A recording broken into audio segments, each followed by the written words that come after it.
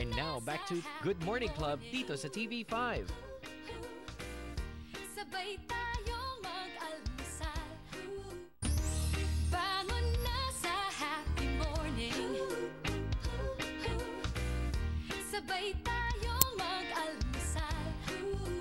Mga Mars, nagbabalik po kami ni Mami Eleanor at eto na. Oh, ayan, umuusok-usok pa. Luto na ang ating steam embutido.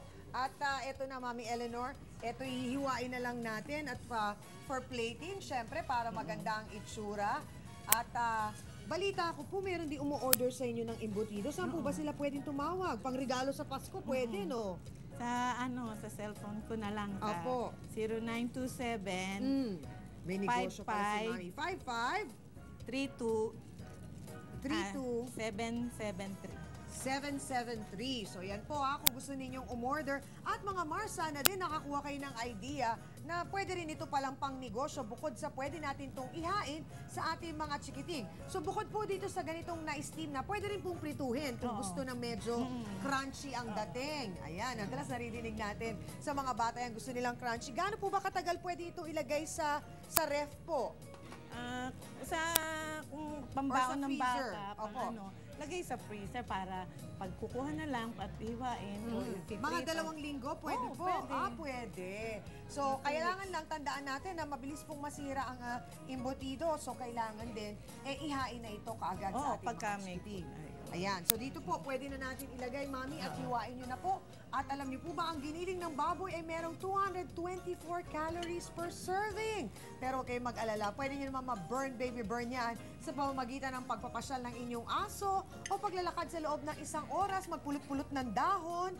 Pwede na rin yun sa paligid-ligid sa inyong tahanan. So, eto na po ang ating magiging finished product.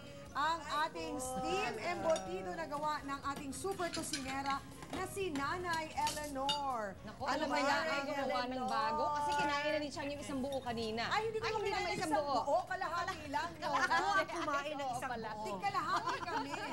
O ayan, sige, pakisabi nga ano bang lasa. Kung natikman niyo ba yung, yung keso. Maring Eleanor, ito na, huhusgahan na namin. Anong lasa?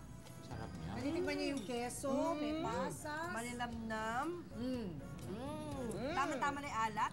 Tama-tama yung alat kasi hindi ako masyado may sa maalat. Aba, hindi nyo na kailangan ng eksakto sauce. lang. Okay yan, Sa panlasa ng mga bata, hindi na kailangan ng ketchup. palasa na. Maraming salamat. Maring Eleanor, hindi makapagsalita si Shalala. Isa na naman pong salap-salap na recipe.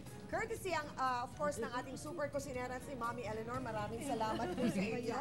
At dahil sa pagbahagi po ninyo ng inyong recipe, may regalo po kami sa inyo, Mami Eleanor. Sari-sari yan. Pwede nyo na pong bitbitin pag uwi nyo ngayong morning. Meron kayong t-shirt. Ayan, lahat Suot ng mo lagi gamit. yan, Oo, kaya Pampaganda pa Mars, siya, oh. may pampaganda pa. Tutok lang po sa amin araw-araw dahil sagot namin ang mga tips at recipe. Pabaon man o pananghalian o panghapunan, basta pasok na pasok sa budget ng mga wais na misis. At kung kayo, meron kayong gustong ibahagi sa amin na mga recipe tulad ni Mami Eleanor, pwedeng-pwede yan. Paano nga ba, Nyora? Madali lang, i-like lang ang aming official Facebook account. Type lang ang www.facebook.com/goodmorningclubtv5. Pagkatapos nun, pwede ninyong ipadala dyan ang inyong personal recipe. That's right, Chang. At alamin naman din natin, of course, ang latest. Ito, hindi siya nakatikim. Titirang ka na lang namin. Ang latest sa news portal ng TV5, ang interaction.com, mula kay Joseph. Salamat, Mami Eleanor.